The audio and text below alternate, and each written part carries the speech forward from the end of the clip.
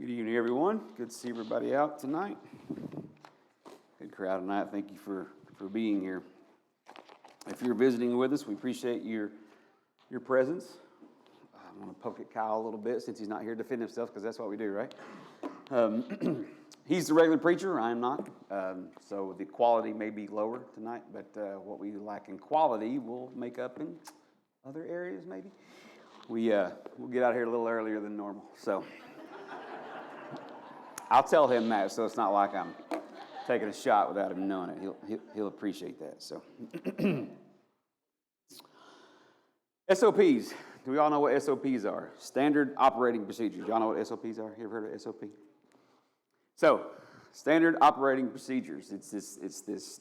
We've got this guideline for doing this thing at wherever we work. We have something in the IT space called RFCs.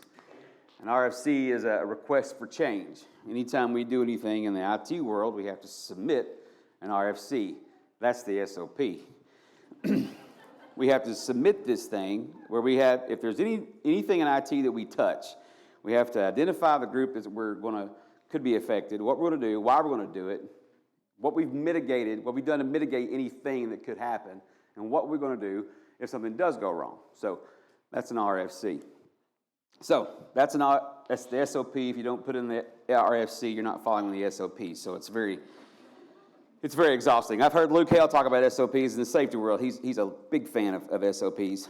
But that's what his training tells him to do. If you're in the medical field, how you handle situations, that's what your training tells you to do. Counselors who are dealing with people and the issues that they might have, this is what our training tells us to do. Engineers, you guys in finance, teachers, sales, we all have SOPs because that's what our training tells us, your training tells you to do. This idea of SOP reminded me of an interview I happened upon a few weeks ago.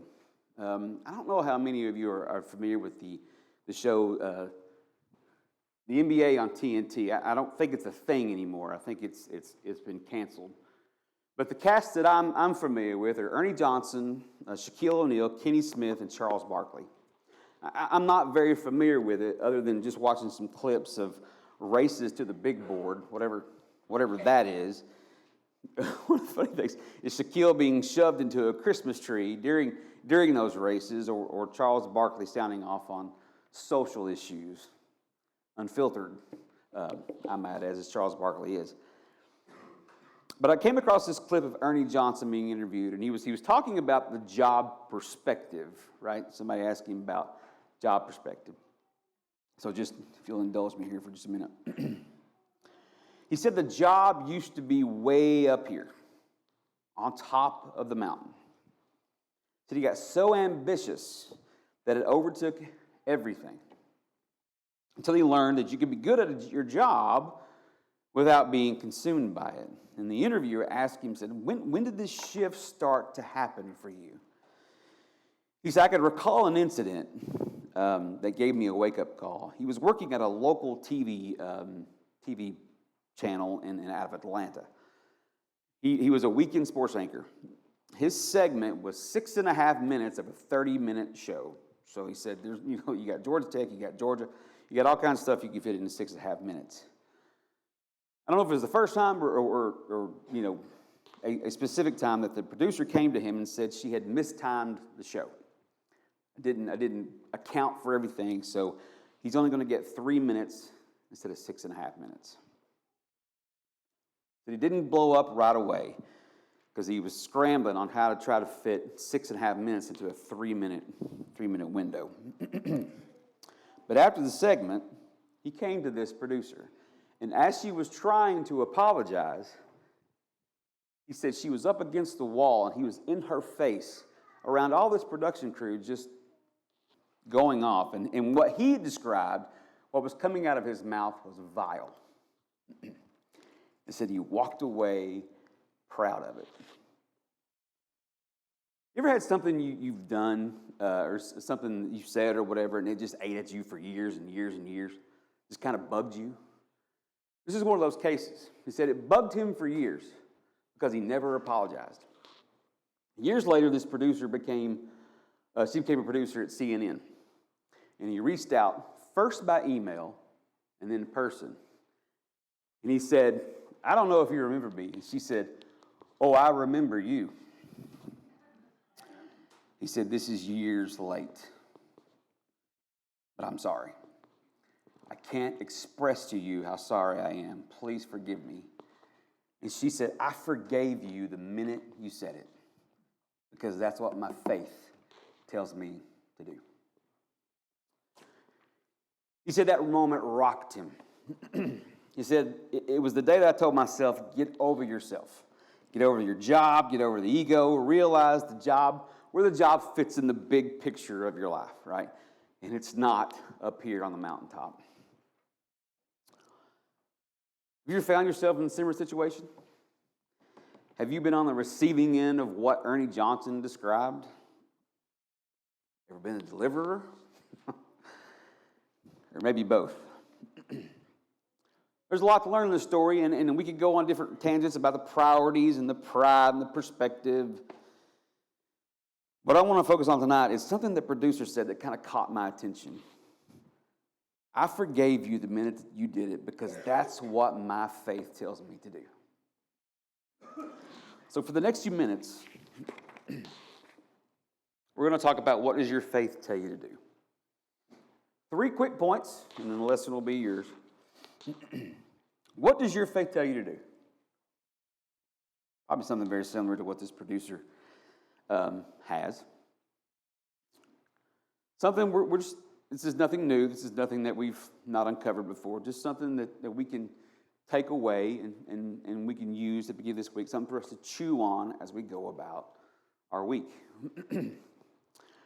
Love the Lord your God with all your heart, with all your soul, and all your mind. Matthew 22, verse 37. How do you start your day? What's the start of your day consist of? On my phone, I have these 2 apps. One of them is called the Bible app, which I think we all have. One of them is called Bible Gateway. Those 2 apps are on the first page or screen of my phone, however you label those.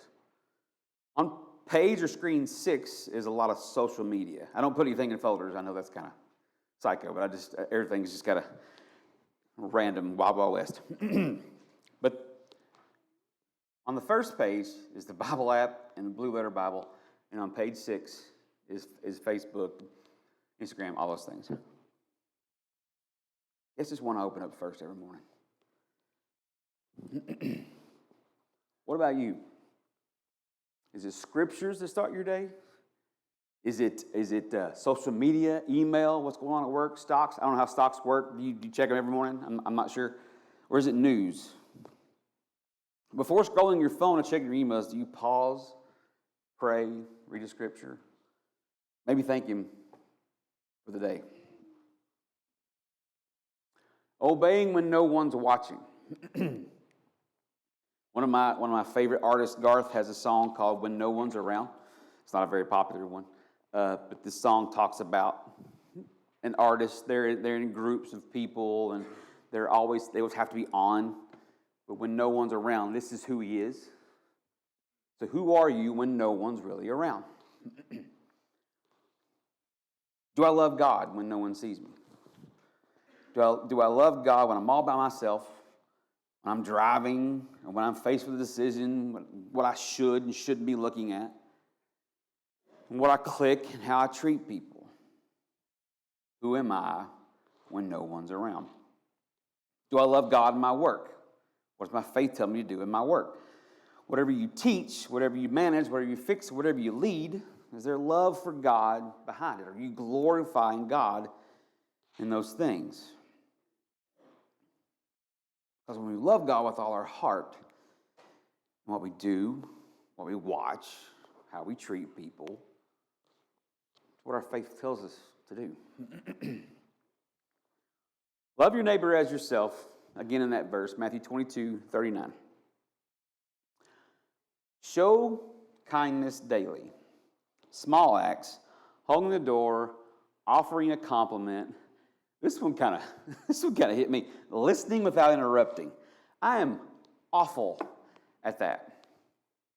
I had lunch with 3 guys Friday. All of them were in this room, and I walked away from that, and I was like, Brad, buddy, you you got to shut your mouth and just listen a little bit. How important is it to listen? Listen to just people instead of blurting off.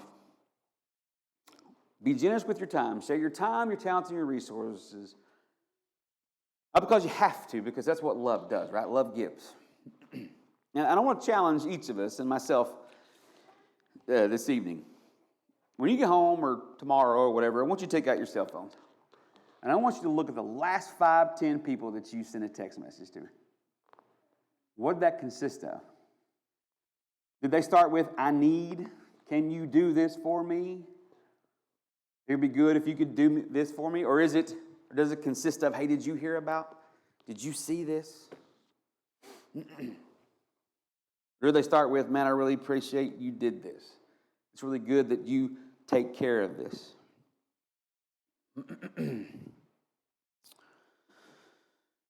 Season your speech. Something that's self-explanatory. You know, I'm all about ribbing and stuff like that, but sometimes around certain groups of people, we got to watch what we say and how we talk to each other. Love the difficult people. There are a lot of prickly people in this world. Sometimes we are those prickly people. We can be very prickly at times. It's easy to love someone that loves you back, isn't it?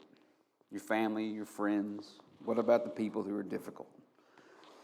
We have a devotion at the gym where I go on Wednesday mornings, and some of the crew and some of the members, sometimes this kind of happens because people don't clean up after themselves, and it's, you know, causes some passive-aggressive signs and things like that. And we talk about this, you know, it's easy to love people that love you back. Deal with people that are prickly and just, you know, just angry all the time. You know, that's hard.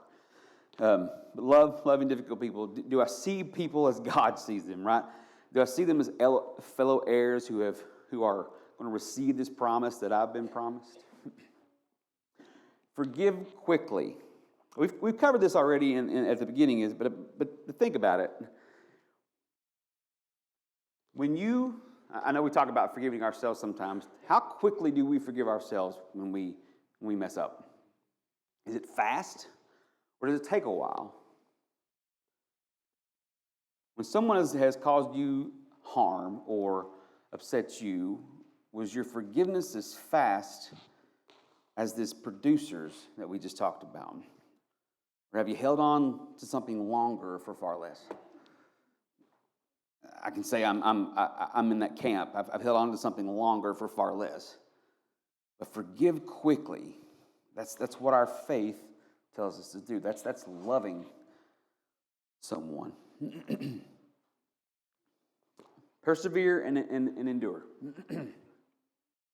I've said this many times up here, and it still holds true. I am not a runner. My endurance when running is really, really, really bad. So this verse doesn't hit me the way it would some of your runners, but there's something that I can learn. Stay in your lane. All our races may look different. You may be at a different point in your race. The comparison game among humans is strong. It is very strong. How often do we take our eyes off Jesus and we focus on where other people are? Now, Robbie, I know that in a race you probably want to look at your opponents and probably try to catch them. I would imagine so. But from a spiritual standpoint, you know, how often do we focus on where somebody is, or look back and like, look where they are? How often do you lose sight and focus on the race of others, distracted by the race of others, and not focus on running your race? And distraction is one of the enemy's favorite tools. Worry, comparison, temptation. Those are very, very, those are tools that the enemy uses to distract us. Endure the tough miles. Runners talk about hitting a wall. I don't know what that is. I probably hit it very quickly if I started to run. But life's the same, right? There's tough stretches, the plans that fall apart. I thought this was going to happen turns into, I didn't expect it to be this way. Those are tough stretches that we all endure during our race. Throw off what slows you down. This is kind of what Michael was talking about at the end, about plucking things out of your life. The bad habits, the negative attitudes, the unhealthy relationships, that weigh you down. Identify what's holding us back spiritually and release it. Pluck it out. Remove it. It's what our faith tells us to do, to keep running, keep trusting, keep our eyes fixed on Jesus. Again, I say we're going to get here pretty quick. So we're going to wrap this up pretty quick. But before we do, I want to say something that's really, really important, because I don't want us to walking away here thinking if we all struggle with this, then our faith's not where it needs to be. It's just not true. Struggling doesn't mean you don't have faith. It means your faith is being refined. So I want to leave you with this as we close. Trust in the Lord with all your heart, and don't lean on your own understanding. In all your ways, submit to Him, and He will make your path straight. Proverbs 3:5-6. Faith isn't just about believing God exists. That's certainly foundational. But it trusts and obeys. Faith and trusting and obeying doesn't just show up on Sundays, Wednesdays, singings, Bible studies. It has to show up in forgiveness. It has to show up in patience. It has to show up in how we treat people and how we handle the race that we're all on. Trusting God through uncertainty when the world feels violent and chaotic and unfair, and we've seen a lot of that in recent weeks. When our prayers aren't answered the way we hoped, faith still tells us to trust anyway. Why are they sick? Why are these people sick? Why didn't this prayer turn out like I wanted? Why did this fail? I'm a good person. Why did this fail? Why do I feel this way? Why do I have these thoughts? Faith says trust anyway. Let go of the control. How many of y'all like to control your environments, your plans, or your outcomes? And why do we like to do that? I think it makes us feel safe, right? We feel like we have some grasp of what's going on. But when things slip out of control, we lose our grasp on things, fear seems to tend to rise. This didn't go as planned. Do I really have control of anything? You don't. It's part of surrendering to God. Surrendering to God takes a lot of faith. But it's what our faith tells us to do. Every time we meet, we want to extend the invitation to Jesus. Our faith tells us that He loves us, that He's ready to forgive if we surrender ourselves to Him. If you're here tonight and want to surrender your life to Jesus, or if you need the prayers of the saints on your behalf, however we can help you, we ask you to come forward as we stand and as we sing.